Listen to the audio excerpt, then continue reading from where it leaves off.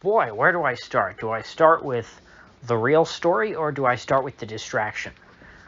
If I were a little less wise, I would probably start with the distraction, which is, of course, the ongoing, imminent Russian invasion of Ukraine, which we've been told is imminent for months now. We're told, oh my gosh, Russia has been building up troops right on Ukraine's border. For those of you watching at home, if you look to a map, you might notice Ukraine's border is with Russia. They're mad about Russia building up troops inside of Russia. Where else would Russian troops be?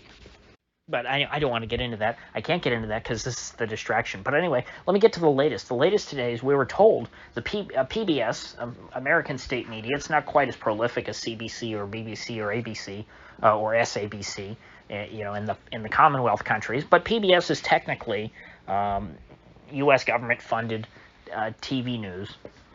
They reported that Putin's made the decision, according to U.S. sources. There is going to be an imminent Russian invasion of Ukraine within hours or days. And so Britain and the U.S., the only two countries which seem to actually think there will be a war between Ukraine and Russia, both ordered their citizens, get out of Ukraine immediately, get home, get somewhere safe. There's going to be a bloody war, hundreds of thousands dead. You got to get out now. And strangely, European Union countries, France, Germany, Italy, the like, they didn't tell their citizens to do diddly squat. They said, well, why would we tell? We have no reason to believe it's unsafe in Ukraine. And so yet again, we see Britain and Washington standing alone in their hysteria, waving their arms about, saying, oh my gosh, Russia, they're going to be here any day now.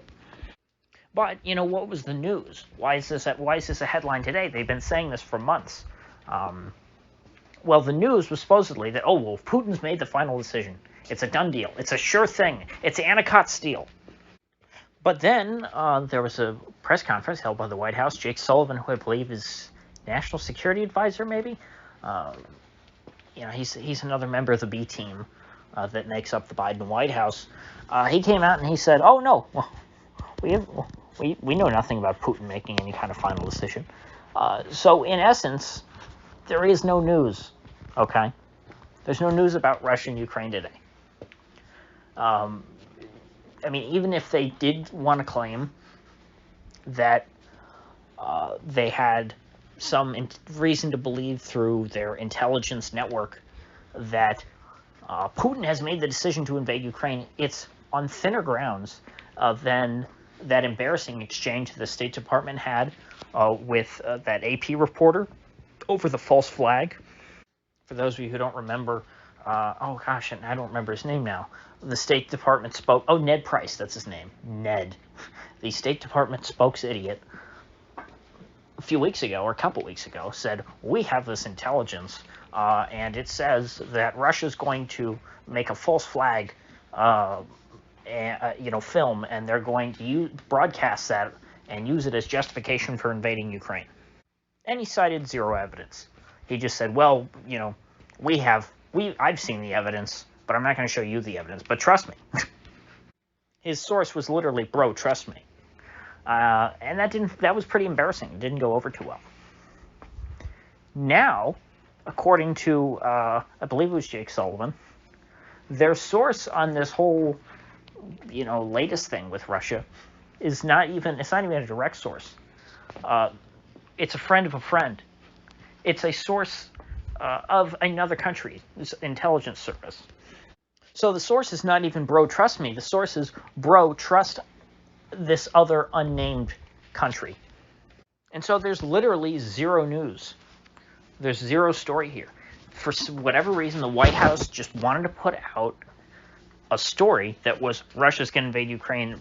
We're serious this time. Why would they do this? Why would they, notch another tally on the boy who cried wolf sheet? They're not even making any new claims at this point. They're not even claiming that they have evidence.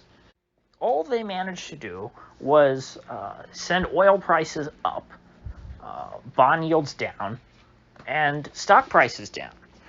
Now, presumably, stocks will rally on Monday, since by then this whole story will have blown over and everyone will recognize, oh, they were just BSing us. So what was this all about? To me, the only thing that makes sense is that this is a distraction from the trucker situation, which is continuing to escalate in Canada.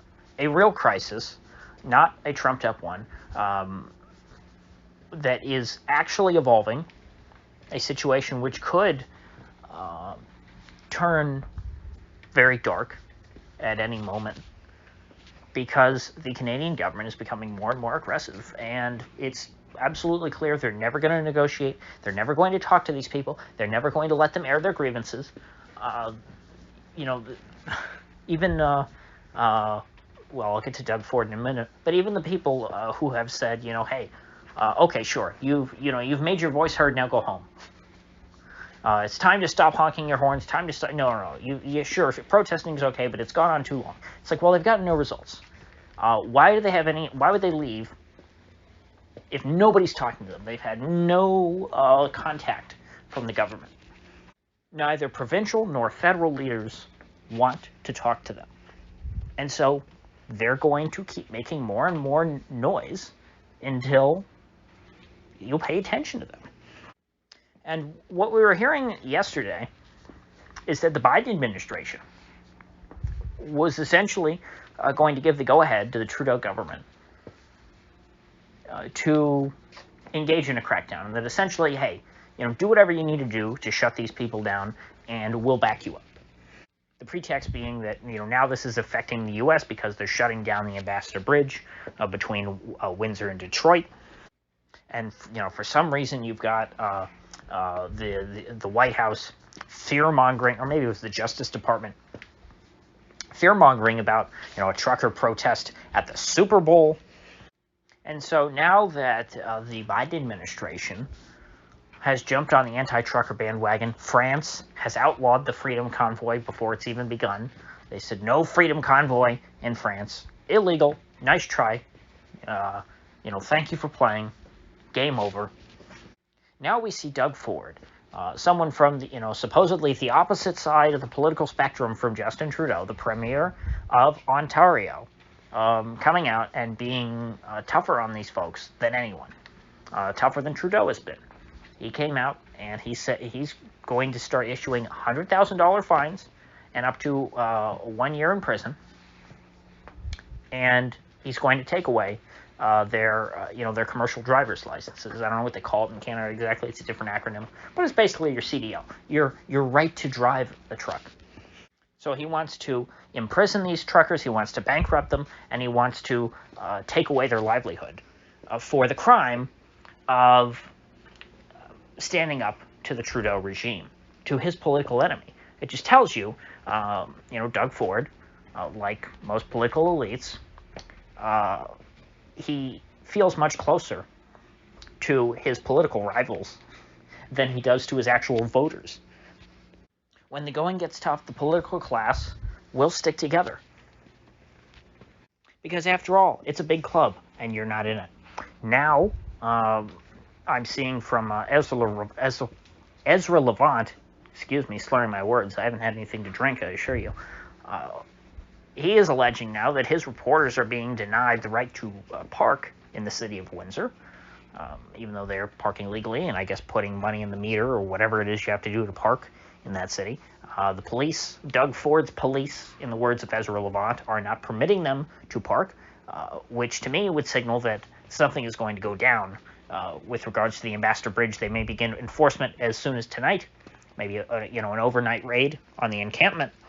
Because as I was saying when the Ambassador Bridge story first broke, I said this is a much bigger deal than the Couts blockade, because it's a huge border crossing. It's the biggest land crossing in North America. This is the Couts blockade on steroids, and so Doug Ford, I think, will probably move in to clean these people out first and make examples out of them and essentially turn them into Canada's January 6th defendants. And so if that's going to happen, I'm sure he doesn't want opposition media to be able to report on it. He doesn't want uncensored footage getting out. He can probably rely on state-funded media, which is all media other than Rebel News, to cut out, let's say, any bad scenes where, like, let's say if the police do something untoward and maybe strike an elderly person in the back of the head with a club, just as an example, something like that, Rebel News would highlight, versus mainstream media would probably suppress something like that. So I'm expecting there to be maybe just a dry run, or maybe not a dry run, a soft opening, let's call it that, for the new Crackdown, which is going to be spearheaded by Doug Ford. He's clearly taking the lead on this so that Trudeau doesn't have to. And I think that they will start with the Ambassador Bridge, which is shut down. It seemed like it was partially reopened when I first did the initial story. It very quickly was shut down after that. They're doing a good job blocking that off. So I want to keep this a bit shorter and brief and to the point. So with that said, I will see you folks back here. Maybe not tomorrow. I'm going to be gone all day, so probably Sunday. And we'll do an update and see if they've cleaned anybody out. So I'll see you then.